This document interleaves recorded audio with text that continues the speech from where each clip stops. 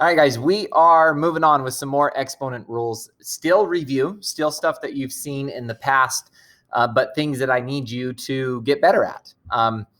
We're not going to use these rules as often this year, but it is something that shows up throughout the year, and it also shows up on the ACT a lot.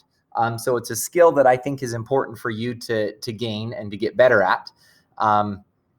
Not just for this year, but for the future, for next year as well. So first thing that we're going to talk about is what to do when there's exponents on the top and bottom of a fraction bar. So for example, if I have like 7 to the 4th power on top and 7 to the 2nd power on the bottom, okay? The way that I handle that, if you have exponents on the top and the bottom, you can simplify this as long as the bases are the same. So add that in there. Add that to your notes. As long as the bases are the same, we can simplify this problem. All right. Now my pen's feeling a little bit chubby today. Let's see if we can make that a little bit better. Do I like that more? 7 to the 4th over 7 squared. Yeah, I like that a little bit better. So what we can do, the way that we do that is we take the top exponent and we subtract the bottom exponent, but we leave the base the same. Just like when we're multiplying them, technically right now we're dividing, right? This bar means divide. So just like when we're multiplying,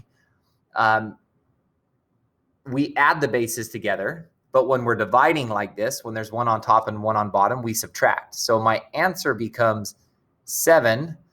And I have to take the 4 and minus the 2 as my exponent, which becomes 7 to the 2nd power. Okay, so let's do a couple more examples, and then I'll show you the formula, just so you have that in case you need it. If I have a to the 7th on top, and if I have a to the 4th on the bottom, that simplifies because they both have an a. And that becomes 7 minus 4, which is a to the 3rd power. Okay. Let's do one more. How about x to the 8th power on the top? And we're going to mix this up a little bit. Let's put 3x to the 2nd power on the bottom. So I've got a 3 and an x squared on the bottom. There's not really much I can do with the 3, so that's actually just going to stay on the bottom. But I can simplify the x squared and the x to the 8th power because that's just x to the 8 minus 2. So my answer becomes x to the 6 over 3 because I still have a 3 left on the bottom. Okay. Now, so the formula looks like this. If I have a to the n on top, and I have a to the m on the bottom, that equals a to the n minus m. Okay, now the formula, if that helps you, great. I'm terrible with formulas. I forget them all the time. I don't have the best memory. And so it's a lot easier for me to look at the problem and justify what's happening than it is to memorize a formula. So just so that you can see what's actually happening here, let's take this example right here, a to the 7th over a to the 4th. So a to the 7th over a to the 4th. Well, really, a to the 7th, that means a multiplied by a multiplied by a multiplied by a multiplied by a by a multiplied by a. There's 7 a's on top. A to the 4th means a multiplied by a multiplied by a multiplied by a, 4 a's on the bottom. And what's actually happening here is this a on top and this a on bottom are going to cancel each other out. This a and this a are going to cancel out. This a and this a cancel out. This a and this a cancel out. So I'm not left with anything on the bottom, and on top I'm left with 3 a's, a to the 3rd power. So that's what's going on behind the scenes. That's what you're not seeing happening. We just use the shortcut and just subtract the two numbers. Okay. Now, Sometimes you're going to have to deal with negative exponents, and they're ugly, they're scary, they can make the math complicated. The good thing is you can change them to a positive. Well, it's relatively easy. All you have to do is move the exponent with its base. So write base in there for me. You move the exponent with its base up or down the fraction bar. So what that looks like is if I have something like a to the fourth power on top and a to the negative 2 power on the bottom, we don't like negative exponents. We want to change it to a positive exponent, but I can't just make this a positive 2. I have to do it mathematically. And the way that I do that is I take this entire thing and I move it to the top of the fraction bar. So I end up with a to the fourth and a to the second power. I change it to a positive and move it to the top. And in this case, there's nothing left on the bottom. That is what it would simplify to. Okay. Where this gets confusing sometimes is what if all I had was a to the negative 4? There's not a fraction bar. It's just a to the negative 4. And if you go way back into your math learning that you've done, every number can be written as this a to the negative 4th can be written as a to the negative 4th over 1. That didn't change the problem at all. That just gave me a fraction bar. Now I can take everything up here and move it to the bottom. So what that equals is a to the 4th on the bottom, but what's left over on top? Again, going back to your math history, when I move something to the bottom, even though I can't just leave this blank, I have to leave a 1 there. So it becomes 1 over a to the 4th power. Okay? So let's do a couple more examples. If I have 7 to the negative 2, I make that a fraction and I move it to the bottom. So that becomes 1 on top and 7 squared on the bottom, which if I wanted to, I could actually change that to 1 over 49. Pretty simple. Okay. If I have, let's do another one with some negatives on the bottom. If I have 3x to the 4th on the top, and let's say I have 2x to the negative 7 on the bottom. Before I do anything else, I want to get rid of that negative. So I'm going to take this whole thing and I'm going to go ahead and move it to the top. And I get 3x to the 4th, x to the 7th over 2. So the formula for that, a to the negative n is equal to 1 over a to the n. I just move it down. Or 1 over a to the negative n is equal to a to the n on top. You just have to move it up or move it down. So what we want to expand on is this problem right here, because we've done a lot of little pieces of problems. But now let's just add it all together. We're going to look at exponents and fractions and negatives, oh my, all at once. Okay, so for example, let's say that I have 6x to the 4th power, y to the negative 2 power, divided by 2x to the negative 2, y to the 7th power. I don't know, something like that. That looks like a big mess. I've got a fraction, I've got numbers, I've got variables, exponents, there's negatives all over the place. It looks really scary, but one step at a time, and we can simplify this to make it look a lot nicer. So what we're going to do first, after you breathe, step 2 here is to eliminate the negative exponents first.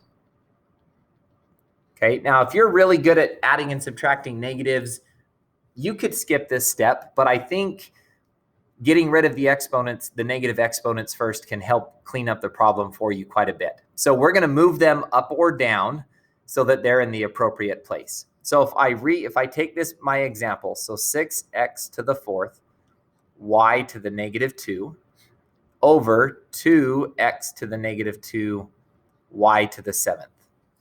So I want to rewrite that. My 6 is okay. That can stay on top. My x to the 4th is okay. That can stay on top. But this y to the negative 2, that's not okay. I don't want that on top. I want to move that to the bottom. So down here on the bottom, I'm going to put y to the positive 2. I'm going to move that to the bottom. Now, when I look at the bottom, I have a 2. That can stay. I have an x to the negative 2.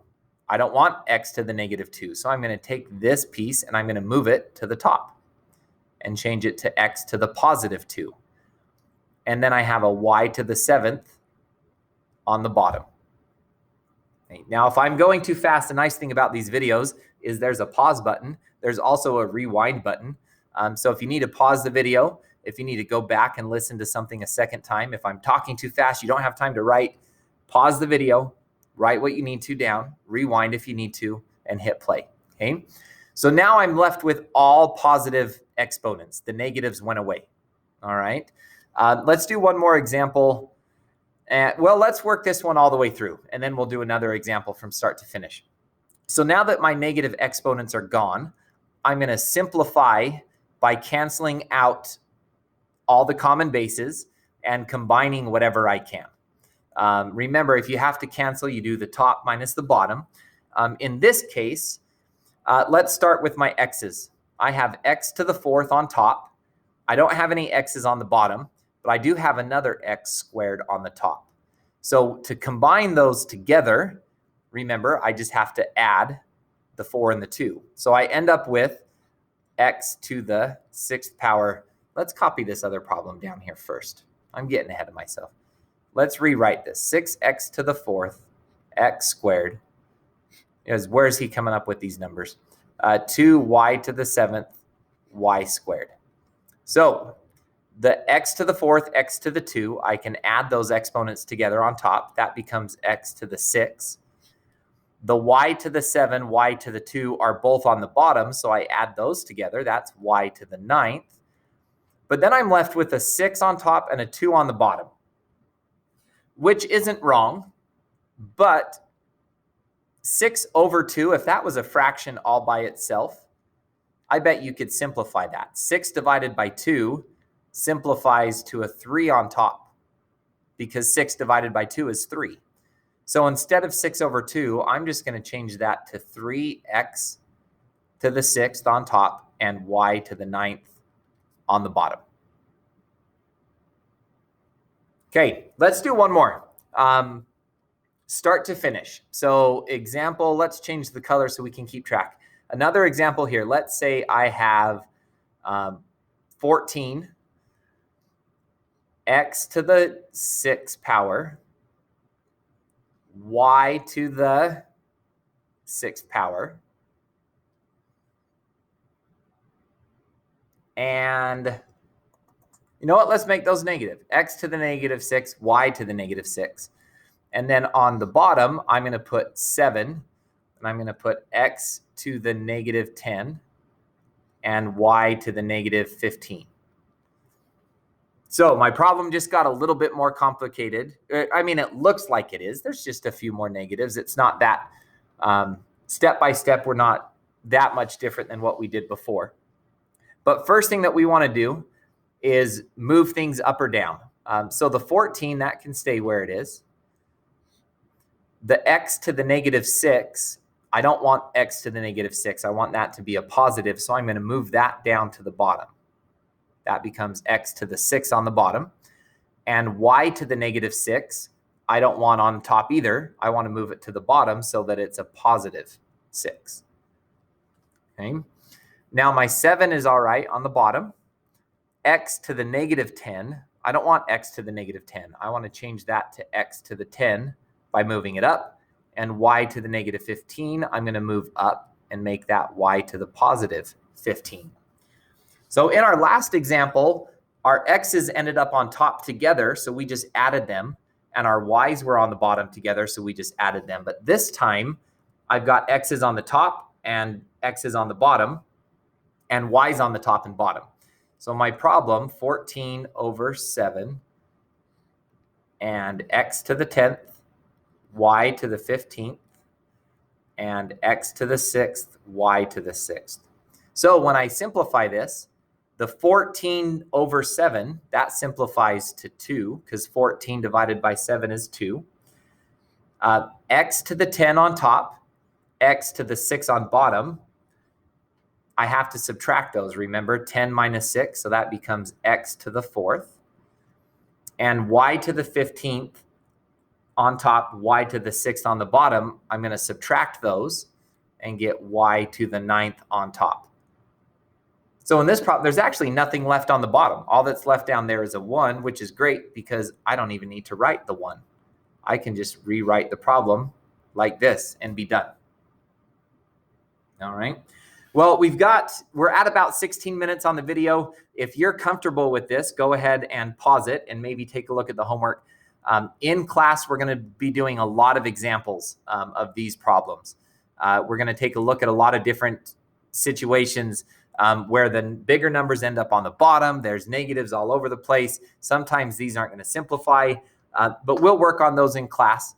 The homework that's associated with this it's called Homework 1, Part 2, because it's kind of expanding on what we did in Homework 1. So go ahead and take a look at that if you've got time.